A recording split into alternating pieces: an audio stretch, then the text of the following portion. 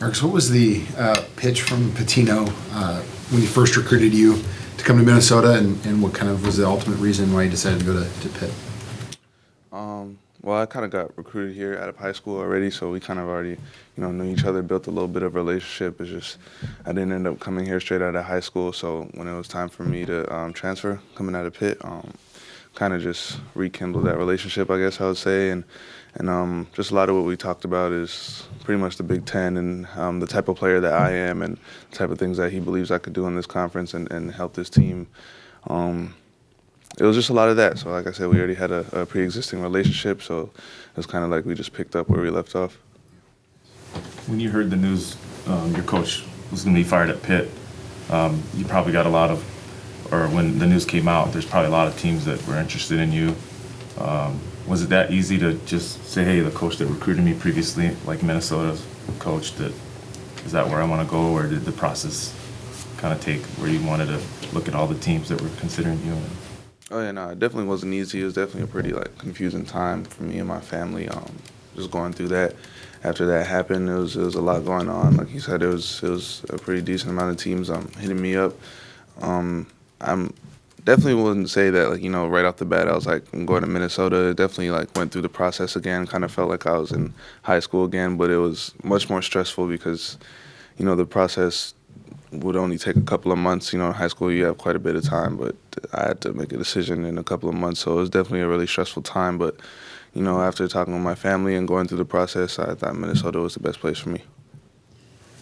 Obviously, they had that. You talked after the Ohio State game about Kemba Walker and that UConn team. Obviously, they had great success, but why was that such a team and a guy that resonated for you? Kind of just talked about, I think the question was what was kind of my NCAA memories, growing up as a kid, and that was kind of just the first impressionable game or tournament that I remember that really stuck with me, and then seeing him and that team go on that run was pretty amazing, and that's really just what stuck with me. We didn't get the chance growing up in Canada at that time to watch a lot of NCAA tournament games or NCAA games at all for that matter, so me just watching that run happen really just resonated with me. And when you look at the success that Canadian players have had, like Andrew Wiggins and such, do you feel like that Canada's back on the map, with guys like yourself in college and continuing that? Yeah, for sure. We've had, I don't know the exact number, but a great amount of lottery picks and a great amount of players in the NBA now, so, you can't even really deny it. Of course, the amount of players that are playing in the NCAA now is incredible, so, yeah, I would definitely say we're here.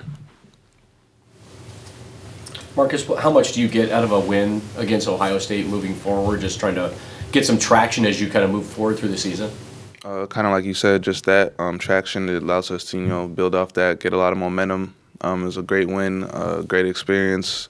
Love the fans and everything that happened that night. But like you said, it's just that, just hoping to build momentum for us going forward and into this next few stretch of games.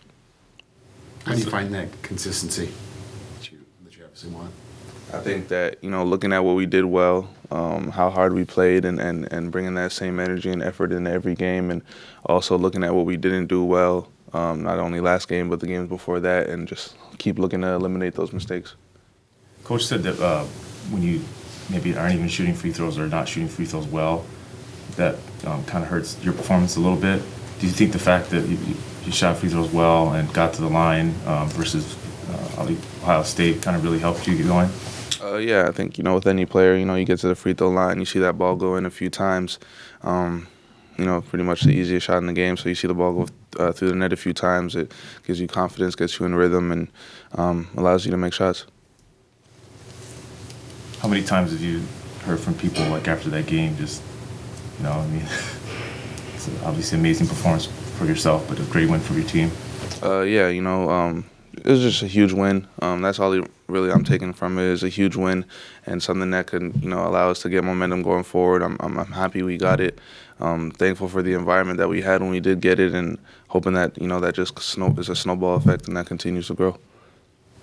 Marcus, is it a natural progression for you to be, I'll say, one of the leaders on the floor on this team?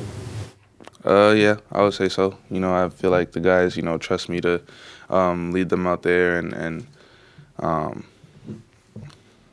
pretty much just try and go get the job done, whatever needs to get done. I trust that, they have trust in me and confidence in me, and that allows me to go out there and do what I need to do. If Peyton isn't able to play, how much is that on you, and then also obviously the bench to help replace him? And they did versus Ohio State as well. Yeah, I wouldn't even say so much, it's strictly on me. Obviously, Peyton's one of our ball handlers out there, a starter, a key player on our team. But if he's not able to play, it's just on, the whole team to really step up, and we've seen that versus Ohio State. A lot of guys can do that. We have, a lot of key pieces that are able to come in and contribute. So, just looking for those guys to step up, and we're giving them the confidence that we know that they can step up, and, that'll happen. What's up? Larry?